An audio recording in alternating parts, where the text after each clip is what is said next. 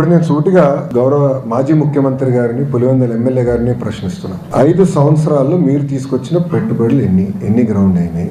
మేము 8 నెలల్లో తీసుకొచ్చిన పెట్టుబడులు ఏంటి? చర్చకి నేను సిద్ధం, ఆయన సిద్ధమా? మళ్ళీ కోడిగుడ్డుని పంపిస్తాడు. మాకు కోడిగుడ్లు వద్దు, మాకు ఆమ్లెట్లు వద్దు, డైరెక్ట్ గా రమ్మనండి, ఐఎమ్ రెడీ టు టాక్, నేను ఎక్స్ప్లెయిన్ చేస్తాను. ఇప్పుడు ఆర్సిలర్ మిత్తల్ ప్రాజెక్ట్ నేను 2019లో కలిసా. ఇందులో డావోస్ లో TCS వాళ్ళ బూత్ బయట కలిసి ఆనాడు చెప్పి ఆంధ్ర రాష్ట్రానికి రాండి అని. మీరు ఆదిత్యని కూడా అడిగాను. అప్పటి నుంచి ఐ మెయింటైన్ దట్ రిలేషన్ అండి. 5 years I maintain that relationship. India ప్రభుత్వ అధికారులకు వచ్చినంటేనే నేను ఫోన్ చేశాను, బాస్ 5 years అయింది, మీరు వేరే రాష్ట్రానికి వెళ్దాం అనుకున్నారు, అక్కడ ఏం అవ్వలేదు, వచ్చేయండి వేరే రెడీ. ఒక్క జూమ్ కాల్ తో కదిలిందండి ఆ ప్రాజెక్ట్. అక్కడ పారిశ్రామికవేత్తలందరూ నన్ను ఏమడుగుతున్నారు, మీరు గ్యారంటీ ఇస్తారా జగన్మోహన్ రెడ్డి అనే వ్యక్తి మళ్ళీ గెలవడాన్ని? ఎందుకంటే PPL రద్దు చేశారు, అమర్ రాజా లాంటి కంపెనీని తరిమేశాడు, అనేక కంపెనీలు హెరాస్ చేశారు, సకాలంగా కరెంట్ బిల్లు మన కరెంట్ కూడా అందించలేదు, పవర్ హాలిడేస్ ప్రకటించారు. ఇండస్ట్రీ చాలా నష్టపోయిందండి ఆంధ్ర రాష్ట్రంలో. ఇప్పుడు అదంతా రివైవ్ చేసినాక మేము కష్టపడుతున్నాం, బ్రాండ్ రివైవ్ చేసినాక కష్టపడుతున్నాం. ఈ రోజు మహారాష్ట్ర మాతో పోటీ పడుతుంది, తెలంగాణ మాతో పోటీ పడుతుంది, తమిళనాడు మాతో పోటీ పడుతుంది.